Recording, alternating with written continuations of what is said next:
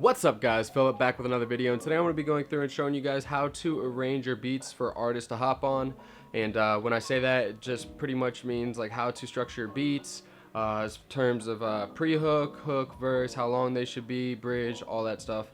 And we're going to mold it all together just to make it super accessible for artists to rap on and really easy for them to tell when the transitions are and the beats and stuff like that. So yeah, let's get this video to 2,000 likes and I will drop some free stuff in the description. I don't know what yet, but yeah, let's get into the video. Alrighty guys, let's jump into this video. So right now I got a Thank You Will loop pulled up. That is a new signee to Internet Money between Rio and I. And yeah, it makes really fire loops. I laid out some very basic drums on this, and I just wanted to show you guys the whole process. So I left everything in the pattern. This is how I almost do every single one of my beats, so I'm just going to show you this process. This is how the loop came, and this is the drums I put on it just as a very base. And yeah, let me just show you.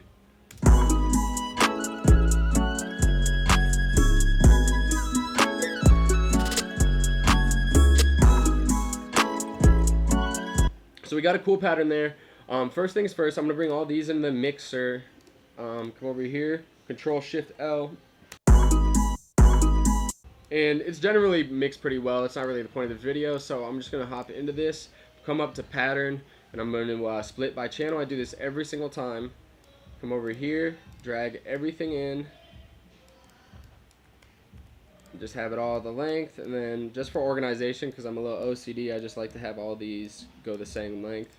And then my next step is I'm going to start thinking about how I'm going to structure the beat. I think for this one I am going to do more of a intro with a pre-hook instead of just dropping into the hook.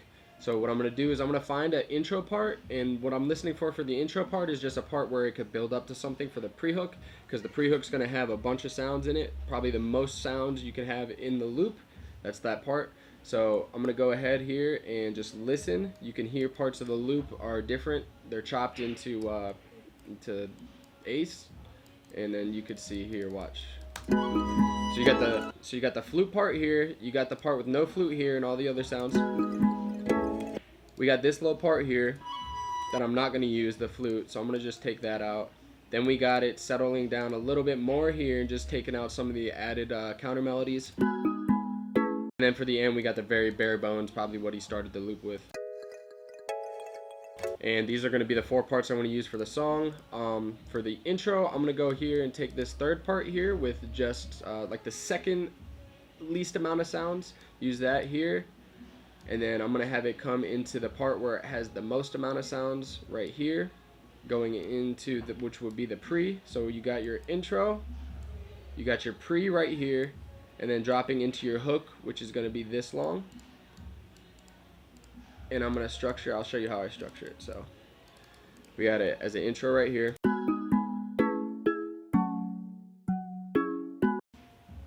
Make sure it's recording. Dropping into the pre-hook here. And for the pre-hook, you could do a whole bunch of stuff. You could have just the 808s. You could have a whole combination. I'm just going to show you. So for this, I think for the beginning, the pre-hook, I'm going to have this right here look like this. This is kind of that build up to the drop of the hook, so you'll be able to hear here.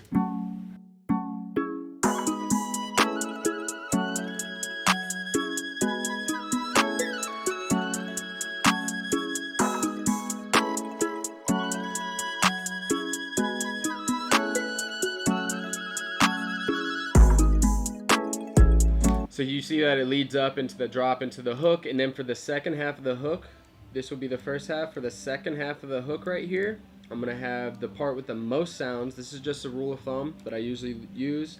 And then for that first part here, you want to start to create that roller coaster effect of just sounds coming in and out, the melody picking up, slowing down, all the way leading into the verse, and then it loops like that until the beat's over. You just want to have it very cohesive. And for this, you could do a few different things. You could take out the little snare roll that I have in here and just add that into the second half. Or you could do something like take out the kick, and I think that's what I'm going to do for this one, is just take out the kick. That way it's always leading up to something. So this would be the hook, and it's just leading up into more sounds, especially with that kick is kind of like, just gives it that thump. So when that second part of the hook comes in, like it grabs your attention a little bit more, as you can hear, like that. And then you have that, so you got your hook taken care of, and then you're going to drop it into the verse, and you really want to spell out that it is the verse. That's the part where the artist is going to, you know, talk their shit or start rapping, all that stuff. And then the hook is for that super catchy part, that part that everybody sings, and the only part that most people know, blah, blah, blah, you know. So I'm going to draw a lot of attention and really spell it out that this is the verse by having the part with the least amount of sounds come in.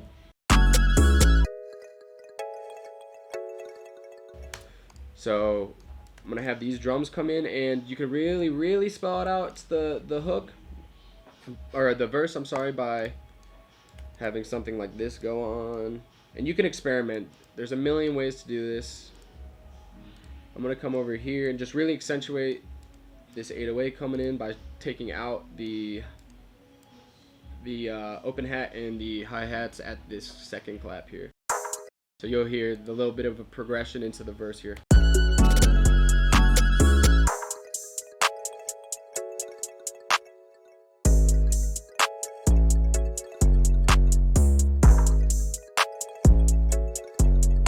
And I'm really going to spell out that it's the second part of the verse coming by taking out all this right here and just letting this part of the melody ride. And I'm going to lead this back into this part of which would be the melody of the first part of the verse. And the reason why I'm doing that is because I don't want it to be super drastic, where it's going from a little bit of sounds to the most sounds in the song, which would be the second part of the hook. So I'm just going to have that first part come in, and then we're going to bring it all back together here with a bridge. It's going to be dope. So we got it coming from into the verse.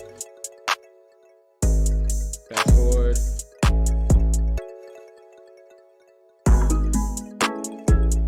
Second part of the verse, and then what we're gonna do here, let me just make this for clarity. So this would be all the verse here, hook, pre-hook, and then that intro. And then what we're gonna do here is we're gonna have it all blend back in together by creating a bridge. Let me bring this all up, organize it a little bit, and have it come back into a bridge here, which I'll just use the part with the most amount of sounds because it's kind of that little pre-hook bridge area.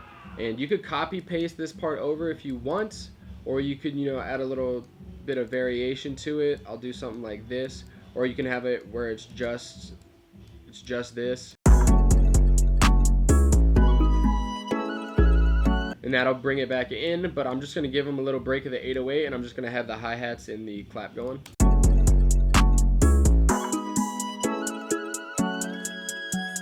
And then basically from there, you would just loop it until the song is a good length, whatever length you want it.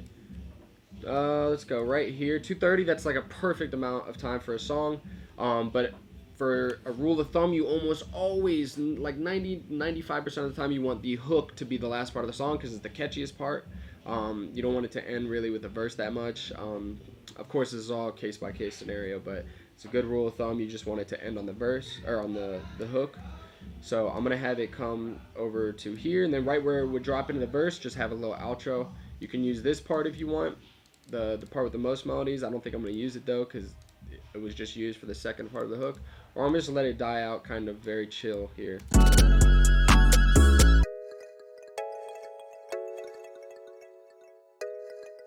And then there you go, you got your little outro. So yeah, here's a full song, good arrangement, really clear for artists when everything's happening. You see the rhyme rhythm to it, you see the thought process behind it, but when you just see this picture as an end product, you don't know what you're looking at. So hopefully this video helped. There's a million ways to do this. This is just a really good base template. Let me know if you want me to make a little template for you guys like this for you guys to download so that you guys could just see for yourself. Yeah, follow me on Instagram at @Cxdy. Yeah, peace.